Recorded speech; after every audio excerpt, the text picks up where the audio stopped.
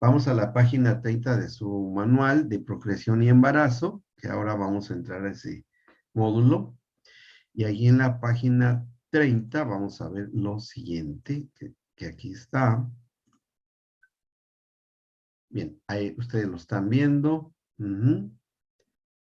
Y porque es como un reforzamiento, un feedback o retroalimentación, como le llaman también, de lo que hemos estado considerando con los ejemplos que leímos de Juan el Bautista y de Samuel, ¿sí? Ya ven que estuvimos viendo lo de Samuel, de cómo hubo una evidencia y que hoy la ciencia lo ha comprobado simplemente, de que el espíritu de los bebés pueden ser ministrados, preparados, estimulados, no conscientemente, porque eso va a ser en su desarrollo, pero sí ya han sido tocados sus órganos cerebrales por la espiritualidad de la mamá y aún del papá, ¿sí?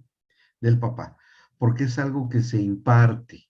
Recuerden que cuando María saluda a Elizabeth y Elizabeth escucha el saludo de María, tanto Elizabeth como Juan el Bautista son llenos del Espíritu Santo, por la palabra que ya ha pronunciado María.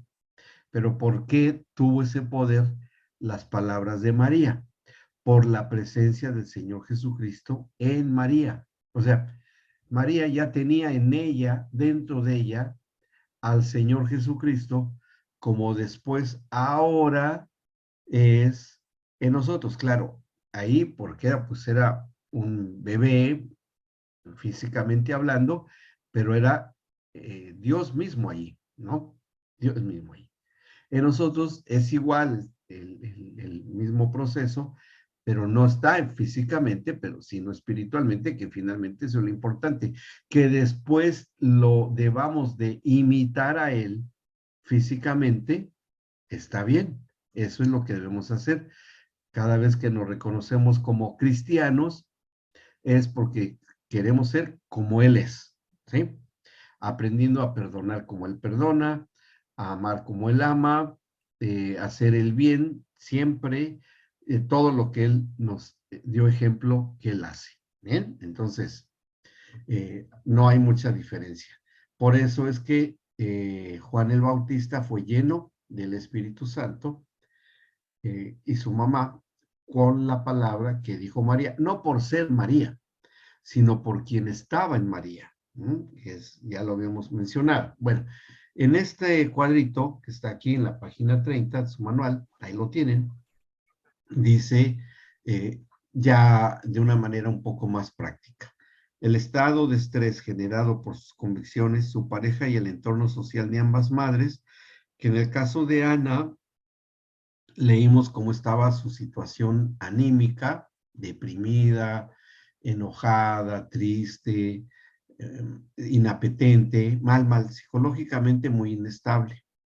Pero cuando ella ora con toda la fuerza de su ser y ora, y el Señor le concede, y acuérdense que también ahí a propósito de lo que comentábamos, ¿no? El Señor se acordó de ella, ¿sí? O sea, y no es tanto que se le olvide al Señor, pero Él requiere de nuestra participación activa simplemente para que la actividad espiritual siga su proceso, ¿sí? Siga su proceso. Bueno, dice acá, el estado de estrés generado por sus convicciones y su pareja en el entorno social de ambas madres. En el de Elizabeth, por su edad, porque se sabía que estaba estéril, que no iba a poder tener ya la posibilidad de tener ella. Bueno, a pesar de eso, no hubo problema espiritualmente con los bebés, ni con Samuel, ni con Juan el Bautista. Ellos siguieron su estabilidad espiritual, continuó bien, tanto así que ambos fueron profetas y poderosos profetas, a pesar de la situación de las mamás. ¿Me explico? ¿Vamos bien hasta acá? punto importante, ¿sí? Que las mujercitas que ustedes ministren o quienes todavía tengan la posibilidad de tener un bebé, sepan que aún en situaciones complicadas o situaciones difíciles, mientras mantengan la estabilidad espiritual de la mamá, de cualquiera que sea la mamá, para que la estabilidad espiritual de sus bebés en el útero materno esté preservada. ¿Bien? Esté preservada. Eso requiere fe, requiere madurez espiritual, requiere confianza en el Señor, indudablemente que sí, indudablemente. Vean el cambio que tuvo Ana, ¿se acuerdan? Que de estar toda y que no comía, de repente ya salió del templo porque había sido escuchada su oración y dice que ya fue, comió y cambió su actitud totalmente, ya no le pudo hacer nada a Penina que la hacía enojar y la cargaba ahí y ella se ponía mal. Y un factor importante, ¿no? Bueno, aquí están. Dice, los momentos de situaciones personales de oración, como la de Ana en el templo de Silo, y la cuestión de Elizabeth, que ahí intervino el papá, porque ahí a quien se le apareció el ángel para decirle que iba a engendrar a su mujer fue a Zacarías. Uh-huh. A lo mejor Elizabeth ni tan siquiera se dio por enterada de lo que ya había hecho el Señor en ella, sino que le fue anunciado esta buena noticia a Zacarías, al padre. Y bueno, que se tuvo que dar a entender con señas a su mujer porque se quedó mudo por su incredulidad, ¿no? Dice, ah, ¿cómo puede ser si es una viejita? Yo también. Dice, ah, bueno, pues por eso te vas a quedar mudo. Y ahí, ¿quién sabe cómo le explicaría a su mujer que ella iba a tener un bebé? No, imagínense cómo se le explicó a la viejita, ¿no? ¿Mm? ¿Mm? Mm. Ah, mm. Y me dice, ¿qué? ¿Yo? No, ¿qué estás loco? Bueno, ha de haber sido buenísima esas escenas, ¿no? Hasta yo creo que un poco divertidas, ¿no? de Zacarías tratándole de decir lo que le había pasado y lo que le iba a pasar a ella. Y bueno, pero, pero así fue, es que el Señor tiene muy buen humor, hace cosas geniales y esa fue una de ellas, ¿no? Como lo de Saraí y o Saraí con Abraham, ¿ok? Bueno, pero sí fue en momentos espirituales, es decir, son conclusiones. Quiere decir que la mamá y el papá deben tener momentos espirituales para estos fines, sí, tiene que haberlos, ¿sí? Tiene que haberlos. No son ni buenos deseos, tal vez, porque hay casos que así se dan, en el que se tiene que recurrir a la ciencia médica, a las clínicas de fertilidad y eso que algunas parejas, porque a mí me lo preguntan, oiga, ¿puedo ir? ¿Qué dice el Señor acerca de esto? No hay ningún problema, porque el Señor, Él es el Señor del embarazo. Él tiene soberanía, esa autoridad del embarazo en el caso de las mujeres, ¿no? Y hay una cita que lo prueba en el capítulo, en Isaías 56. Fíjense cómo está aquí. No, perdón, no es 56. Es el 66 de, déjenme también inclusive lo voy a marcar. En esta Biblia no lo tengo marcado. 9, Isaías 66:9. ¿Cómo es que el Señor es Señor del embarazo materno? ¿Sí? Él es el Señor del embarazo materno. Dice 66:9. Yo que hago dar a luz. ¿Quién hace dar a luz? La mamá. No. Bueno, sí, físicamente sí. El obstetra. No. El Señor hace dar a luz. ¿Sí? Él activa, porque luz en el concepto hebreo es activación, movimiento. Eso es dar a luz. Es decir, Él activa. Dice, yo es el que activo que nazca un nuevo ser humano. Eso es lo que deberíamos de entender acá. Dice, no haré nacer, pues claro, que hasta el que hace nacer los hijos es el Señor. Dice, dijo el Señor, yo que hago engendrar. ¿Qué no es el espermatozoide y el óvulo? Sí, pero las creó el Señor y están bajo el dominio y el control del Señor. ¿Sí? Imagínense que sean espermatozoides santificados y óvulos santificados, el producto que va a generar dos células ya santificadas por parte del Señor. Pues ya está asegurado un montón de cosas. De ahí que es tan importante que los jóvenes novios cuando se casan, dentro de su pensamiento y de lo que ellos deben saber, y si ustedes ministran a jóvenes que están por casarse y todo, en sus oraciones estén, Señor, santifica, santifica su capacidad de engendrar. Interven tú en todo y para todo, Señor. ¿Me explicó? Esto que están haciendo, confirmar lo que está escrito aquí en Isaías 66. Simplemente se le está haciendo partícipe de un acto que ahorita está ocurriendo millones y millones de veces en el mundo, pero ¿cuántos de esos millones y millones, cuántos estarán reconociendo que es una obra del Señor? Sí, algunos dirán, ay, gracias a Dios que ya, cuando les dan la noticia, pero de algo que ya pasó. Pero cuántos antes de que pase invocan al Señor y le dicen, Señor, hoy vamos a engendrar un hijo tuyo. Bendice y santifica este momento y todos nuestros órganos y tejidos y células que tú creaste para estos fines, tú los santifiques. Señor, este momento es santo para ti y para nosotros también. ¿Cuántos lo hacen? Nadie. Y el Señor es tan bueno que Él lo hace aunque no se le pida conscientemente. ¿Me explicó? Pues doble agradecimiento. Por eso, no seamos desagradecidos. Y bueno, si los ya nuevos esposos que están por engendrar un bebito lo hacen, uy, no, esto va a ser una súper bendición, súper bendición. ¿Sí? Bueno, sigue diciendo, no haré nacer, dijo el Señor, yo que hago engendrar, y ahí está el punto de la fertilización del óvulo. Yo que hago que un espermatozoide entre a ese óvulo. Fíjense que hay unas fotografías bien interesantes que lograron captar unos científicos, porque el espermatozoide tiene un enorme contenido de zinc,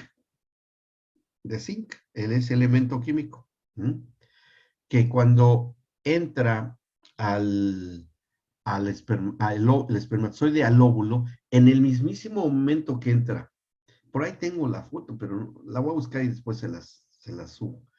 Entra el espermatozoide, en ese momento hay un destello de luz por el zinc que tiene el espermatozoide, ¿sí?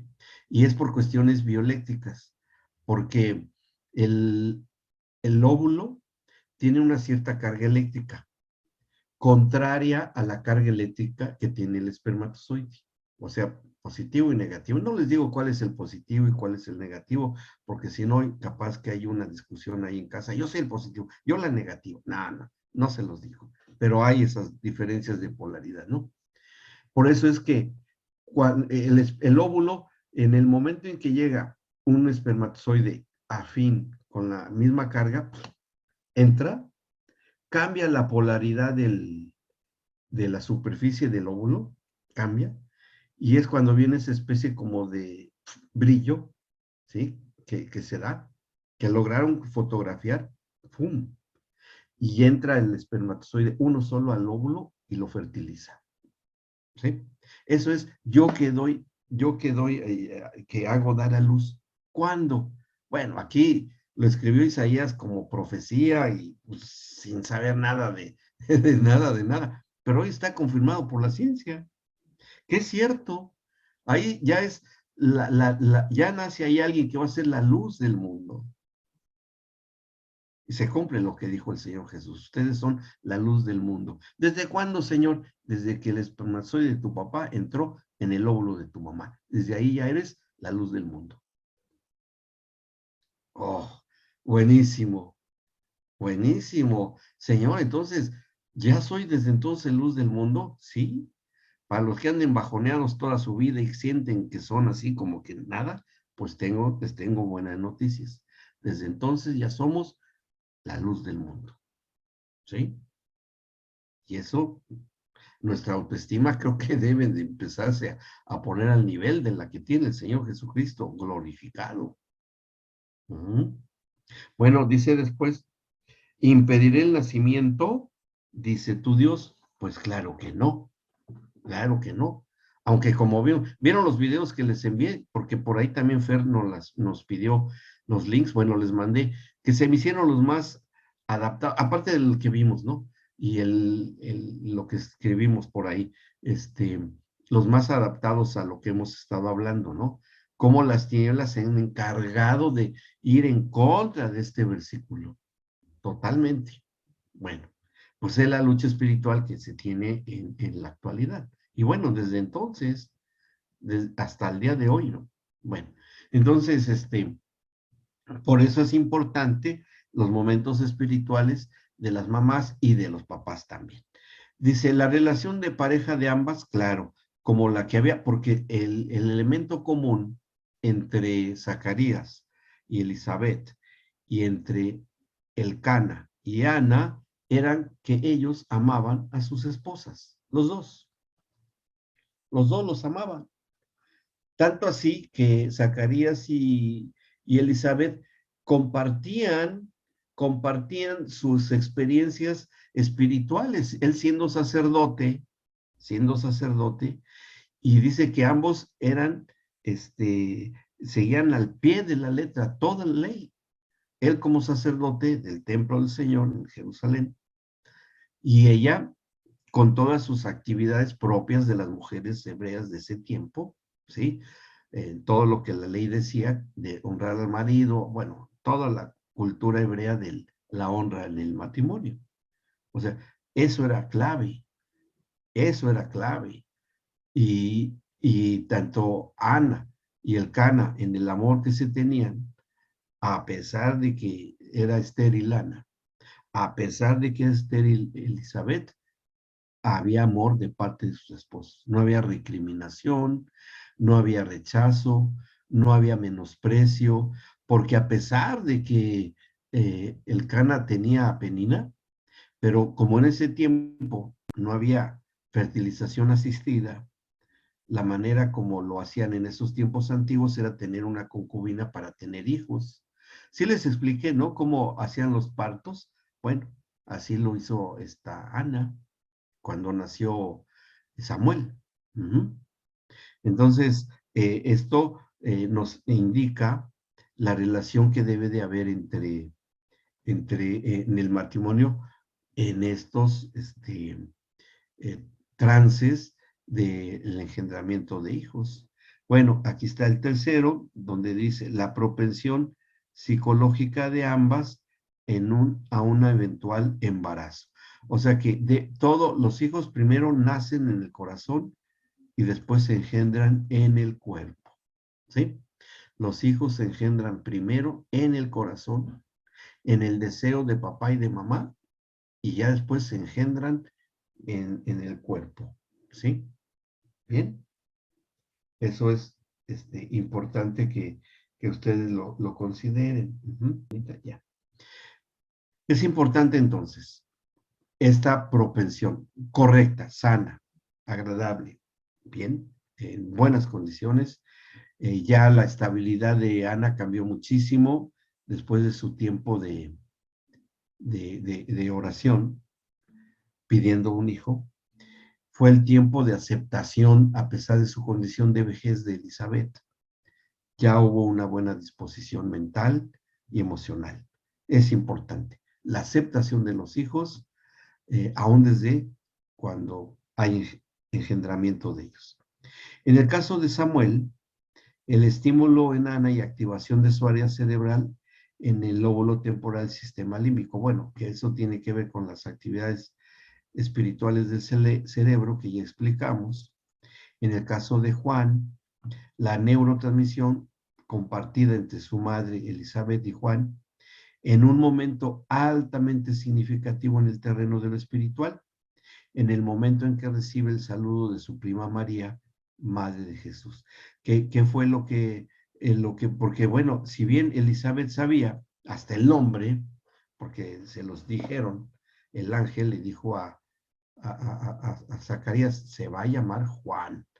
O sea, el Señor le puso nombre antes de nacer. Y así fue. Pero hasta ahí era y el milagro de rejuvenecimiento de esta Elizabeth. Pero lo que ella no ni se imaginaba ni estaba en sus planes era que ella fuese llena del Espíritu Santo y que su bebé Juan fuese lleno del Espíritu Santo aún dentro de su vientre. Era algo que no estaba en su agenda. Entonces, cuando ella salta a Juan dentro de su vientre, ahí es cuando toda la activación que tenía Elizabeth de dar gracias, porque tenía un embarazo que estaba normal a pesar de su edad, pero cuando es llena del Espíritu Santo, inclusive hasta dice palabra de ciencia a María, ¿no? Bendito sea el vientre con el hijo que llevas ahí. O sea, hay un reconocimiento. Entonces, ¿es importante los momentos espirituales y que son significativos? Sí. ¿Es importante entonces orar por una mujercita que esté embarazada? Totalmente. Totalmente es necesario. Dice, en ambos hijos, tanto en Juan como en Samuel, en ambos hijos la definición de vidas intensamente involucradas en situaciones espirituales por toda su vida, hasta el fin de sus días. Y los dos murieron en el martirio, ¿eh? Tanto Juan el Bautista como que lo ejecutó Herodes el hijo, el Herodes el Grande, Herodes Antipas, como también en el caso de Samuel, bueno, no es que él haya sufrido el martirio, pero la gran pena de Samuel fue que él no pudo hacer eso con sus hijos, él no tuvo esa revelación, y sus hijos inclusive fueron un mal ejemplo para el pueblo de Dios en ese tiempo. Que eso nos habla nos refuerza o nos da una intensidad en el entendimiento de lo necesario que es mantener esto, porque ni aún un profeta de la talla de Samuel pudo tener buenos hijos, ¿sí? Porque haya descuidado esto o porque, bueno, porque además no había todavía lo que hoy ya tenemos en Cristo. Bueno, eso ahí vemos que sí es necesario. Diferente en el caso de Elizabeth y Zacarías, porque ya estaba presente el Señor Jesús ahí, ya estaba presente. ¿Ok? Bueno, dice último, la fe en ambas mujeres y el conocimiento profundo del carácter de Dios. Que en las oraciones, resultado de la oración de Ana, en la fe que ella tenía. Y eso fue un proceso, no fue un proceso accidental o no, se fue algo elaborado en el espíritu de Ana y en el de Elizabeth, no se diga, al estar apoyando a su marido y cumplir la ley al pie de la letra. ¿Sí? Alberto. El punto 6, ¿podría explicarlo de vuelta? No me quedó claro. Creo que dijo que yo lo había hablado, pero... A ver, uno, ajá, El, sería... el, el E, punto E. En el caso de Samuel, el estímulo, el estímulo en Ana y activación de su área cerebral, porque ella deseaba al hijo, lo deseaba. Por medio de la oración y todo, es que ella producía todos los elementos químicos, preparando su cuerpo para el embarazo. Y cuando lo tuvo, pues bueno, después dice, como iban al templo con frecuencia de gracias, se incrementó su vida espiritual en una acción de gratitud al Señor. ¿Sí? En el caso de Elizabeth, que no se esperaba eso, pero por tener una vida espiritual conforme a las leyes de ese tiempo, sí había una predisposición, pero no para cuanto un embarazo, sino simplemente de obedecer al Señor bajo la ley. ¿Sí? Es la diferencia de lo que estamos explicando acá. ¿Mm? Y que fueron situaciones diferentes dentro de lo mismo y que finalmente llegó a lo mismo, tener dos profetas, una cada una. ¿Mm? ¿Bien? ¿Sí, Alberto? Ok. Ahora vamos a la tablita que sigue. Dice, es importante, aquí lo están ustedes viendo, permítanme, es importante entender el contexto en el que se desenvuelven las tres dinámicas familiares. Incluimos aquí la de María, la madre del Señor Jesucristo. Y vamos a ver si esto es así. Aún dentro de su propia cultura, hago la aclaración, ¿sí? Dentro de su cultura, que hoy podemos entender que el fundamento de la relación matrimonial es igual al día de hoy, quitando la cuestión de la cultura antigua hebrea, con la cultura hoy argentina, ahí ecuatoriana, o sea, de donde sea, pero el fundamento matrimonial es la misma. ¿Me explico? El amarse mutuamente, la fidelidad, o sea, todo como debe de ser, ¿no? Bueno, dice matrimonios estables, circunstancias de infertilidad comprobada, o sea, para que no le den la gloria al hombre, sino que se le dé la gloria al Señor, ¿ok? Como fue en el caso de ellos, y que lo hemos visto nosotros muchísimas veces, de orar por mujercitas no estériles, y que el Señor les ha concedido el tener sus hijitos, ¿no? Una de las chicas de Toma tu lugar, bueno, una que vive en Chile ahora, pero ella fue bendecida después de muchos años también. Y bueno, creo que hasta Alberto nos podría dar testimonio de eso también, ¿no? Porque también fue una bendición para él y Yamila del toque del Señor para con ellos. Hay evidencias visibles aquí. Bueno, pero por eso es lo importante de que había esta situación. Y aunque sea, y aclaro, aun cuando sea por medios humanos de fertilidad asistida, porque nosotros tenemos unos amigos pastores en Estados Unidos, que fue dentro de primero era imposible que ellos pudieran engendrar, porque él tuvo un problema en su adolescencia, paperas, y quedó estéril, totalmente. Y cuando le hacían sus exámenes, su bioespermatoscopía, no había cero espermatozoides, cero. Pero cuando ellos empezaron a clamar, empezaron a pedirle al Señor, que era cuando nosotros apenas estábamos entendiendo estos temas, fue que orábamos junto con ellos. Y Señor, dales esta bendición. Y ellos fueron a una clínica de este tipo y encontraron, fíjense qué tremendo, encontraron solo un espermatozoide vivo y activo. O sea, de millones, de cientos de millones, solo había uno solo. Y la doctora que estaba en esa clínica lo pescó, muy buena pescadora, ¿verdad? Lo pescó, y había 3 óvulos que habían logrado sacar del ovario de ella, y solamente uno era apto, suficientemente maduro. O sea que las probabilidades de tener éxito eran bajísimas. Bueno, logró ella, la doctora, introducir el espermatozoide al óvulo de ella y se embarazó. Y bueno, y la doctora misma se sorprendió, dice, nunca me había pasado, ni había pasado en esta clínica, que se pudiera hacer esto, que con al intento un solo espermatozoide, porque debemos de tener muchos, y de entre muchos, ahí logramos captar uno y otro, y no, él nada más tenía uno, los demás ni había, o muy deformes, o sea, mal, ¿no? Mal. Bueno, pues sí se pudo. Y dijo, esto es un milagro, porque se pudo hacer, y bueno, con técnicas, pero está bien, no hay problema. Eso es la mano de Dios detrás de una cirugía peligrosa y que interviene el Señor. Es lo mismo. La misma la misma mecánica de Dios. Bien, intervención de creencias y valores espirituales en la necesidad prioritaria de la consolidación matrimonial. Es decir, que ambos participen del deseo de tener un hijo, ¿sí? Y que los una más ese deseo de tener un hijo. Sean fértiles o no sean fértiles, no importa, pero de tener un hijo, ¿ok? Eso es, y que interviene mucho el nivel de fe o creencias y de valores espirituales de amar y confiar en el Señor. Sí, definitivamente sí cuenta mucho. Momentos específicos de contacto místico, que fue en el caso de ellas, ¿sí?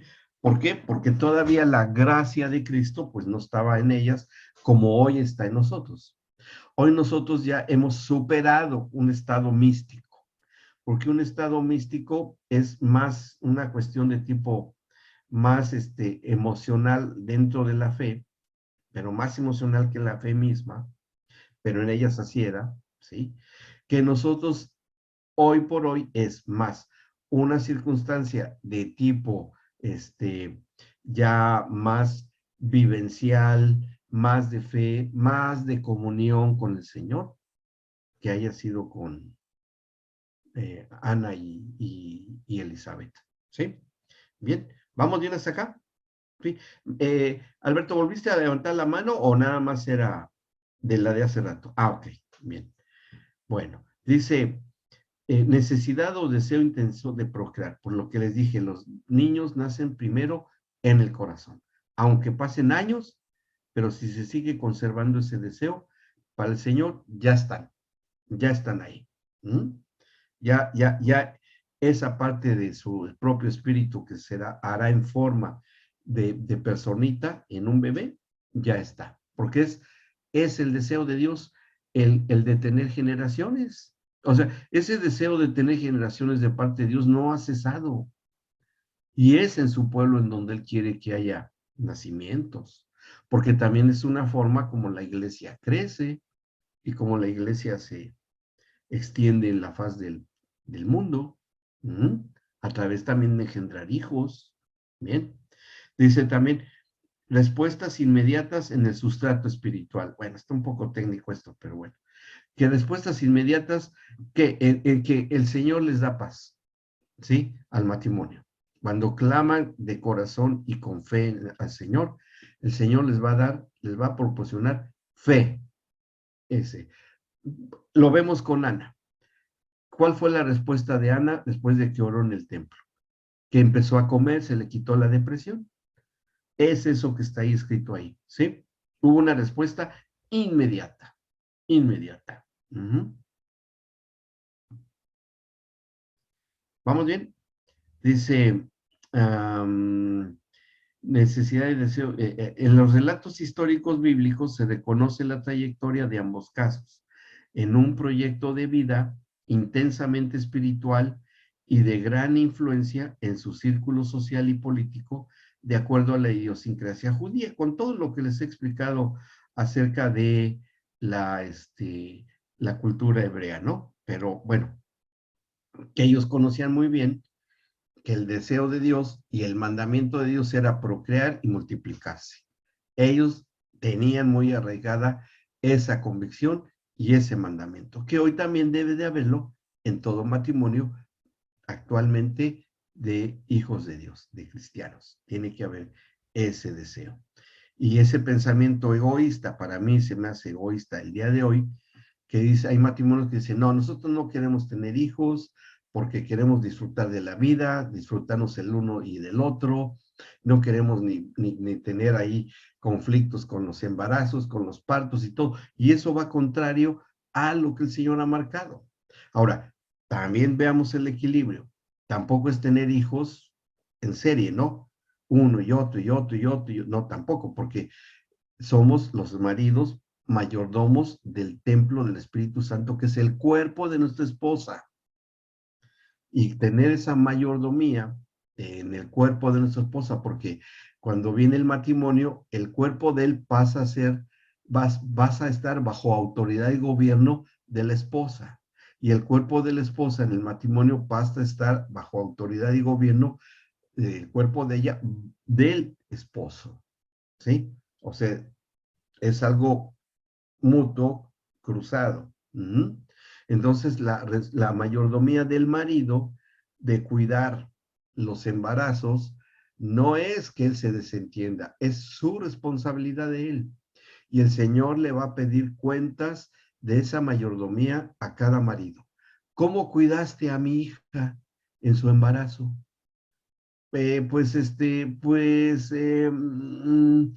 Claro, porque tú le exigiste que tuviera hijos y te advirtieron que una quinta cesárea podía acabar con su vida. Y mírala, ya la tengo aquí conmigo. Y no era mi propósito que llegara antes de tiempo conmigo. Fue tu mayordomía deficiente que hizo que se diera esto porque su cuerpo era un cuerpo que ya no iba a resistir y te lo advertí. Tú lo sabías. Difícil eso, pero sí se da eso. Sí se da. Que es como, por ejemplo, los controles hormonales anticonceptivos, que hay mujercitas que no pueden ni deben tomarlos cuando hay antecedentes previos, por ejemplo, que la esposa tenga problemas circulatorios, problemas de diabetes, problemas de una tendencia o que tenga antecedentes de tumores, de cáncer, etcétera, que tengan antecedentes familiares de cáncer, de obesidad, etcétera, de enfermedades circulatorias o cardiovasculares, y que el marido, con tal de que no tengan hijos y estén cómodas, a ella la obligan a que tome pastillas de control, y cuando aparece el problema y empieza a tener varices, por ejemplo, severas, o empieza a tener un tumor, ¿no? de útero en otra parte, y todavía el marido se enoja y se molesta y se siente mal, porque ahora va a representar una carga económica eso, la enfermedad aparte de que ya estorbó su estabilidad económica, y no piensa en su esposa, siendo que él es el responsable, el mayordomo del cuerpo de su esposa, y el Señor va a llamar a cuentas a ese marido por una deficiente mayordomía, con una hija de Dios, ¿ok? Eso es importante, que lo sepan. Bueno, crianza de los niños en contacto estrecho con un ambiente espiritual, porque no todo termina en el embarazo. Después del nacimiento, continúa esto. Esto tiene que continuar después de que nacen los bebés. Porque si bien ya nacieron tocados por la espiritualidad de la mamá, y si se da el caso de que el bebé sea lleno del Espíritu Santo en el vientre materno, qué bueno, porque eso ya le asegura al bebé muchas cosas, pero si no es así, el matrimonio tiene que preparar los ámbitos espirituales para que ese bebé crezca en un ámbito espiritual deseado por el Señor, pero que es generado por el matrimonio. El matrimonio tiene que generar el ámbito espiritual de los bebés, ¿sí? Sacando y quitando dentro de la presencia del bebé cualquier cosa que lo haga tropezar espiritualmente hablando, no psicológicamente, eso, aunque les voy a decir algo, los bebés cuando son ministrados en el vientre de la mamá y nace, bien, qué bueno, perfecto, pero por alguna razón ese matrimonio empieza a entrar en una disfuncionalidad y empiezan a discutir y a tener peleas y pleitos y gritos, y el bebé es pequeñito, recién nacido inclusive, está presente, espiritualmente el bebé empieza a tener conflictos, empieza a tener conflictos espirituales, que aunque el bebé no lo manifieste, o no va a decir, ya no se peleen, papá, mamá, no, ¿verdad? Pero sí espiritualmente sí va a generarle un conflicto, un choque espiritual. Entonces el bebé va a empezar a generar algo también que inconscientemente el bebé va a sentirse rechazado. Es decir, ¿por qué nací si estos se pelean? Podríamos decirlo con esas palabras así de sencillas. Bien, entonces si es un hijo deseado, el matrimonio tiene que caminar bien para que se siga preservando la estabilidad espiritual de ese bebé. Y bueno, esto de alguna manera obliga a que el matrimonio siga en los caminos del Señor, siga madurando y creciendo espiritualmente para bien de ellos y para bien del bebé. ¿Ok, Alberto? En cuanto a lo que comentó anteriormente, si bien no lo dice el bebé, o sea, no lo manifiesta, eh, Ujú, ¿hay alguna manifestación física de la cual podamos hablar, digamos, más allá que no lo dice, o sea, como que mentalmente lo diría, pero ujú. físicamente, Sí, eh, ¿hay alguna sí, manifestación? sí. Son bebés muy susceptibles, muy hipersensibles, lloran por cualquier cosa, tienen mucha inquietud, no tienen un sueño tranquilo, no tienen un sueño reposado, cualquier cosa les sorprende, se sienten muy afectados, no, se nota que no hay un control todavía espiritual y se manifiesta físicamente porque tienen muchos sobresaltos, que hay una respuesta normal en los bebés, pero se autolimita, o sea, no sigue y sigue y sigue. Pero en cambio en bebés cuando hay conflictos espirituales y sobre todo cuando, bueno, no es el caso de los matrimonios cristianos, pero los bebitos que nacen con la inocencia de todo bebito, cuando los papás no son espiritualmente en comunión y activos con el Señor ni nacidos de nuevo, cualquier ente espiritual que esté en el hogar, sí, los bebés van a ser muy susceptibles a eso, muy susceptibles. Y son bebés que cuando crecen ya son más niños, ya son más, digamos, de 4 o 5 años, tienen muchas pesadillas, son muy inseguros, son muy dependientes de papá y de mamá, no quieren quedarse solos, tienen muchos problemas de conducta, sí. De hecho, el punto que sigue con lo que vamos a terminar va a ser con la cuestión y la importancia de la figura del apego, se llama. La figura del apego son las situaciones eh, de gentes cercanas al bebé, principalmente papá y mamá, y las figuras que le rodeen al bebé, que pueden ser los hermanitos, pueden ser los familiares o los cuidadores, o sea, las guarderías, etcétera. Ahí vamos a ver cómo podemos sacar adelante a bebés que tienen ese tipo de conflictos. Cuando los papás tienen conflictos espirituales, los bebés lo resienten, sí lo sufren. Ahí es el tema que vamos a ver a continuación. ¿Sí? ¿Vamos bien? ¿Ok? Bueno, muy bien. Ok. Siguiendo en su manual, ujú, después de que los bebés nacen, ya que los bebés nacen, hay algo muy importante que tenemos que saber y conocer. Ujú. Esto algo habíamos comentado. ¿Cuándo es que los bebés o los niños ingresan dentro de las promesas, dentro de las, déjeme, estoy buscando una escritura. Sí. ¿Cuándo entran los niños en el plan de la salvación, en la redención?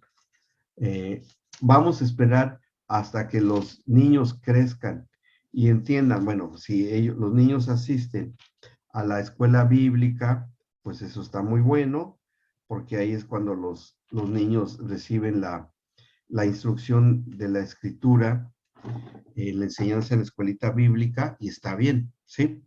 Pero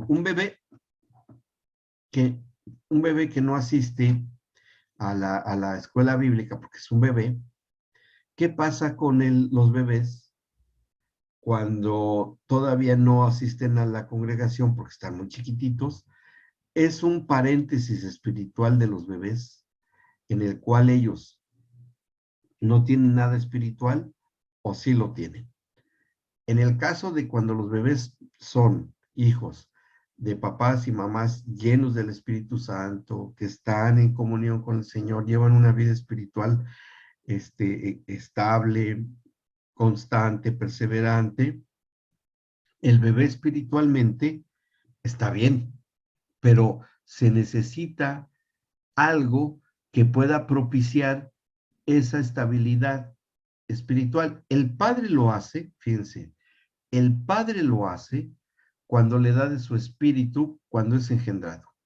Dice, ¿se acuerdan que en el Salmo 139, donde dice, y mis ojos vieron tus ojos? Está en el Salmo 139, que por ahí mencioné, que es el primer contacto que tiene el Señor con el ser humano.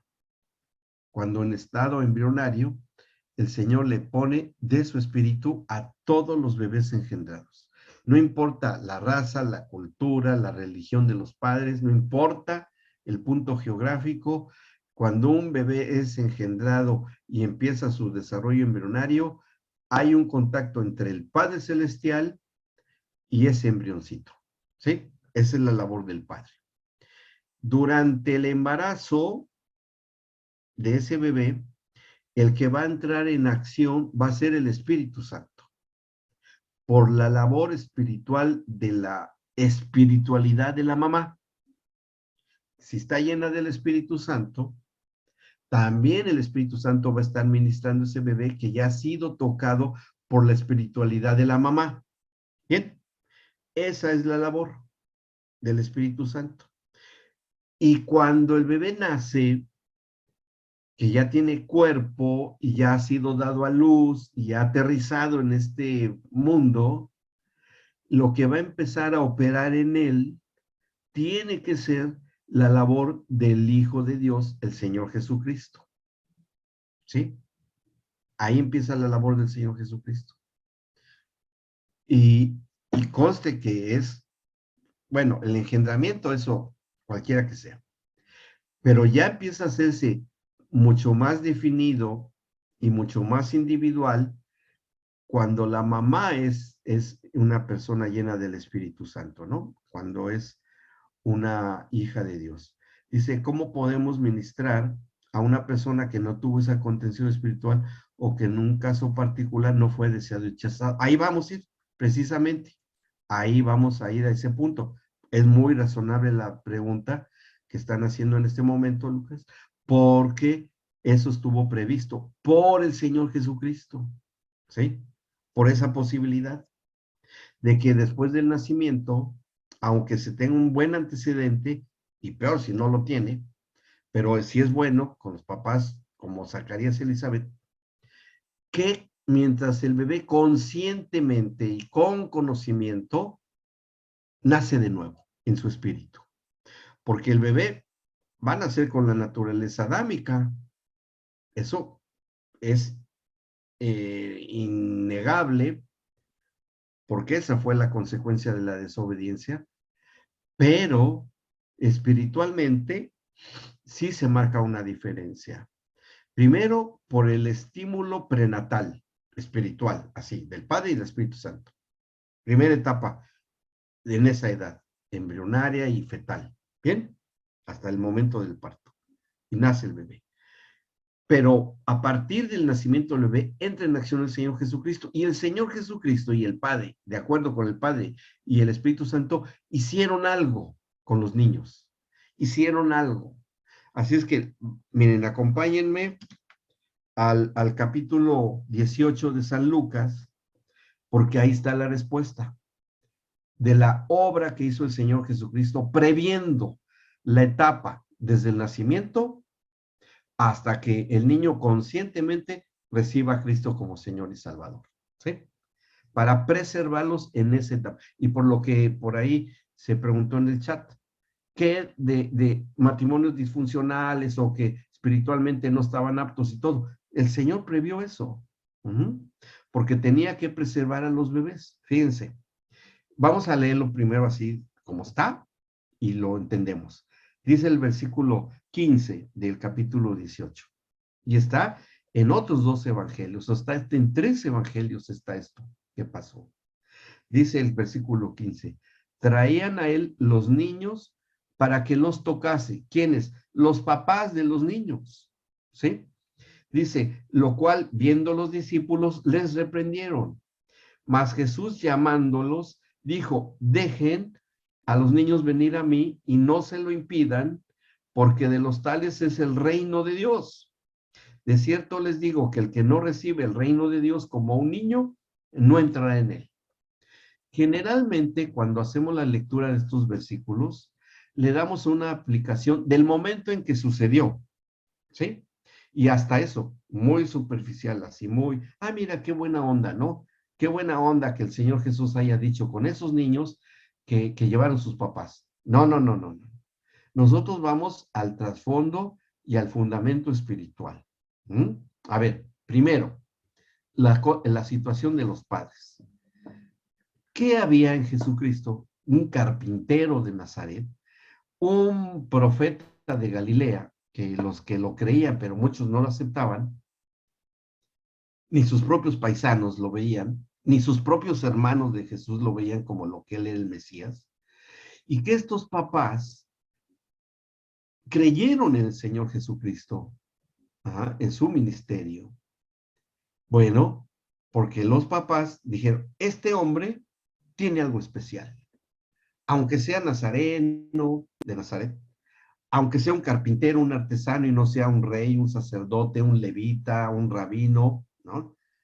No importa, pero vemos que las palabras que él habla son verdaderas y tiene autoridad espiritual, porque vemos cómo resucita muertos, sana a los enfermos, perdona pecados. Este es el Hijo de Dios. O sea, los papás ya estaban preparados del conocimiento del Hijo de Dios, importante para los papás, ¿sí? Como los papás que asisten a la escuelita de la congregación hoy, ¿sí? Que los papás ya están preparados para esto, de creer en el Señor Jesucristo y tal vez ya nacieron de nuevo, está bien. Bueno, así era con estos papás. ¿Y a qué hicieron los papás? Llevaron a sus niños a que tuvieran un encuentro personal con el Señor Jesucristo. Porque eso es lo que iba a pasar, un encuentro personal con el Señor Jesucristo. ¿Sí? Y hasta hoy es igual. Hasta hoy es igual. Que los papás llevan a sus hijitos para que tengan un encuentro personal con Jesucristo. Bueno, pero yo cuestionaría eso. ¿Cuántos papás conscientemente llevan a sus hijitos a que tengan un encuentro personal con Cristo? Yo no dudo que algunos, pero es probable que muchos lleven a sus hijitos a la escuela, a la escuelita bíblica, para que no estén dando molestias en la congregación de los mayores. O si son chiquititos, como una especie de guardería santa, ¿no? ¿Sí? Para que ahí los entretengan y y ay, sí, sí, para que no estén aquí, me avergüenza este niño. Pero ¿cuántos lo llevan como estos papás? A que tengan un encuentro personal con Cristo. De ahí la responsabilidad de los maestros de la escuelita bíblica de llevar a estos pequeñitos a un encuentro personal con Cristo. Y que no hagan como lo que dice aquí a continuación, lo cual viendo los discípulos les reprendieron. O sea, los retaron a los papás y a los niños. No, no, no, dejen al maestro. No lo toquen, niños, traen las manos llenas de mermelada o de quién sabe qué las hay. Le vas a ensuciar su túnica impecable, santa y purísima. Ustedes no entienden quién es el Mesías. ¿Cómo ustedes se atreven a que toque a sus hijos? Religiosos. Los discípulos todavía eran muy religiosos. ¿Me explico? Y el Señor Jesús se enojó. ¿Cómo es que ustedes, los discípulos, se atreven a interferir, a que yo tenga un encuentro personal con sus hijos? ¿Cómo se atreven a impedir que yo los toque? Entonces, el Señor Jesucristo después de que los reprende, a ellos ahora los reprende, dice, dejen que los niños vengan a mí, que ellos vengan, que los niños vengan hacia mí y no se los impidan porque de ellos es el reino de Dios. Fíjense, en un evangelio dice, porque de los tales es el reino de Dios, y en otro dice, porque ellos son los herederos del reino. Es decir, dueños del reino de Dios y herederos del reino de Dios. Eso nada más son los niños para el Señor. Nada más eso. Y el que no está firme en la fe, pues no. Pero los niños sí, son herederos y dueños. Y el Señor quiere que se acerquen a ellos, a Él. ¿Me explico? Ahora, dice, de cierto que el que no recibe el reino de Dios como un niño, no entrará en él, no va a entrar con esa inocencia. ¿Y por qué? Y aquí vamos a algo. Hay un pacto de por medio que estableció el Padre para que el Hijo lo cumpliera. ¿Sí? Que no es propiamente un pacto como los que hemos visto. Es una promesa que se dio a través de un rey para que los niños pudieran tener el reino de Dios como lo dijo el Señor Jesucristo. ¿Sí? ¿Y quién es este rey que hizo esto? Bueno, el rey que hizo esto fue un rey que era un niño. Para que siendo un niño, el Señor Jesucristo les pudiera ofrecer el reino de Dios a los niños de ese momento hasta el día de hoy. ¿Ok? Vamos, acompáñenme al segundo libro de los Reyes, capítulo 22. ¿Sí? Ahí está ese pacto. Segundo libro de los Reyes, capítulo 22, desde el versículo 1. Aquí es cuando se dio. Dice el versículo 1. Cuando Josías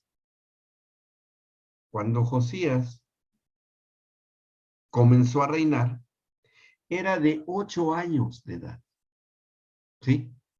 Era un niño de 8 años de edad. Y era rey en Jerusalén. De 8 años, un niño. Dice, como los niños que debieron haber llevado los papás con Jesús. ¿Sí? Dice, cuando Josías comenzó a reinar era de 8 años y reinó en Jerusalén 31 años. El nombre de su madre fue Yedida, hija de Adaía de Boscat. E hizo lo recto ante los ojos de Jehová y anduvo en todo el camino de David su padre, sin apartarse a derecha ni a izquierda, a pesar de que biológicamente tuvo un mal padre, que fueron Amón, y un abuelo malo, que fue Manasés, que fueron reyes malos, pero traía la genética del rey David, ¿sí?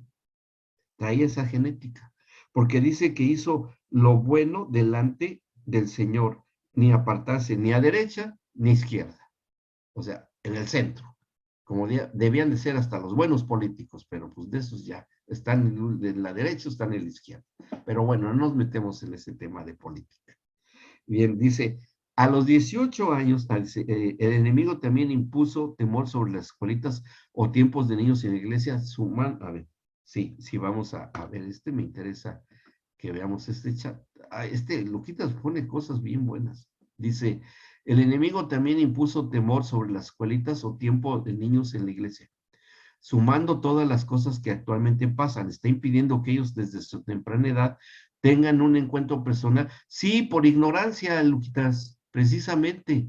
Por eso es que, a ver, ¿cuándo se imaginaron ustedes que había un pacto con este rey tan jovencito? Yo le llamo el pacto de los niños.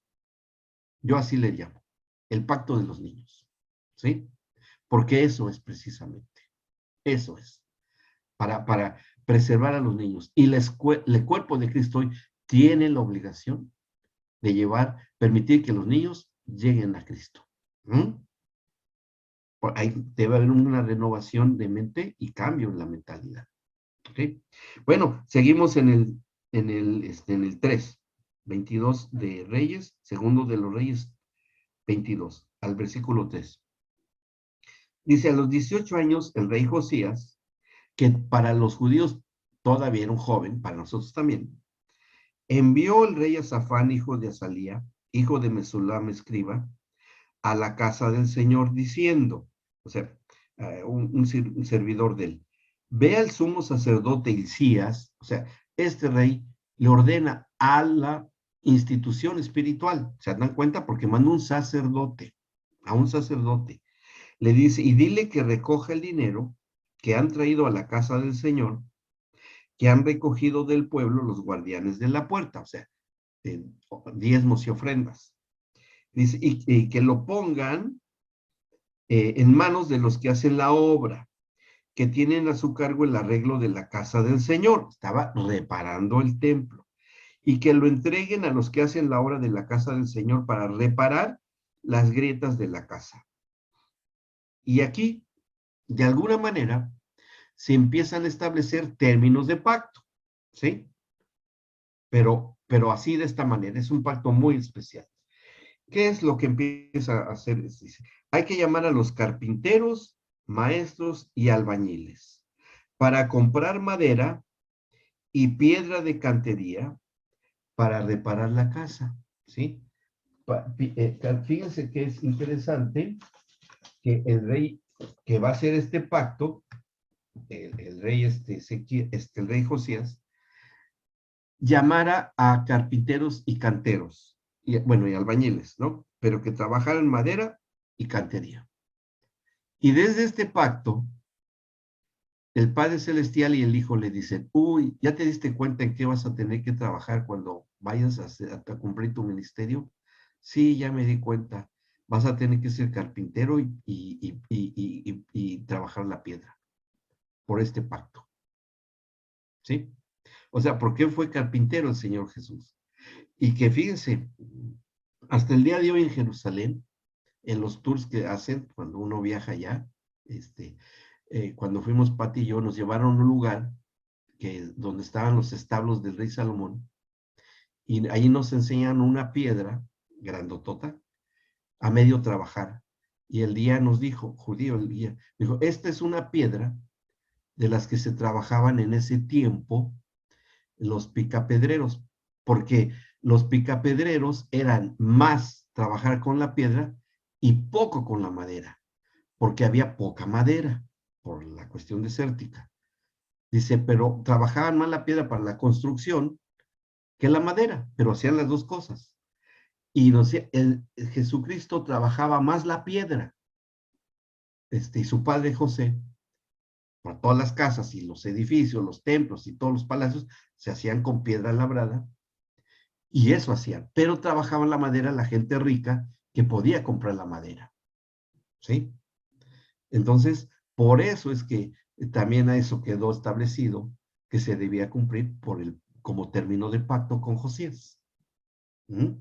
Por eso les he mencionado, no hay nada ocioso en la palabra de Dios. Todo tiene su correspondencia. ¿Bien? Bueno, dice, y que no se les tome en cuenta del dinero cuyo manejo se les confiara, porque ellos proceden con honradez. Entonces, dijo el sumo sacerdote Hilcías al escriba Fasán. Fíjense, cuando están trabajando allí en la casa que estaba abandonada por los reyes malos, el papá de Josías, que fue Amón, que metió cosas muy malas, terribles, porque hasta metieron ídolos, hasta a la diosa Astarte y esa, Acera, bueno, tienen nombres diferentes. Encuentran algo, dice en el 8. Entonces dijo el sumo sacerdote Hilcías al escriba Safán, cuando llega allí con los obreros en la casa de Dios, he hallado el libro de la ley en la casa de Jehová. Hilcías dio el libro a Safán y lo leyó, porque sucede que se había perdido la Torá, la habían escondido de las invasiones y quedó oculta. Y pues así como pasó con el caso de los hijos de Elí, de Ofni y Finés, que no sabían nada de Dios, pues en ese tiempo menos, porque la habían escondido, guardado, y por todas las abominaciones que habían hecho los dos reyes malos, y escondieron la Torá. Entonces nadie sabía casi nada de las cosas de Dios. Por estar escondido, lo único que tenían en ese tiempo. Bueno, dice el 9, viniendo luego el escriba Safán al rey, dio cuenta al rey y dijo, pues bueno, hizo lo que tenía que hacer. Tus siervos han recogido el dinero que se halló en el templo y lo han entregado en poder de los que hacen la obra, que tienen a su cargo el arreglo de la casa de Jehová. Asimismo, el escriba Safán declaró al rey, diciendo, se me olvidaba, señor, se me olvidaba, el sacerdote Hilcías me ha dado un libro. Así como, pues quién sabe qué será, ¿verdad? Acuérdense que eran rollos, ¿no? Eran rollos de pergamino, ahí como son hasta la actualidad. Dice, me dio un libro. Y dice, y una vez que le dice, pues sí, me dio un libro. Dice, me quedé, a ver, se me perdió. Sí, 10. El sacerdote Hilcías me ha dado un libro y lo leyó Safán delante del rey. Cuando Josías escucha lo que está leyendo, Safán dice, cuando el rey hubo oído las palabras del libro de la ley, rasgó sus vestidos. Luego, o sea que así con un clamor, un dolor intenso, fuerte, ¿sí?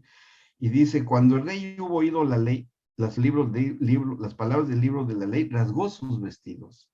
Luego el rey dio orden al sacerdote Hilcías, a Hicam, hijo de Safán, Acbor, hijo de Micaías, al escriba Safán y a Asaías, hijo del siervo del rey, diciendo, vayan y pregunten al Señor por mí. Fíjense lo que hace el rey, a pesar de su juventud y de la ignorancia que tenía de la palabra.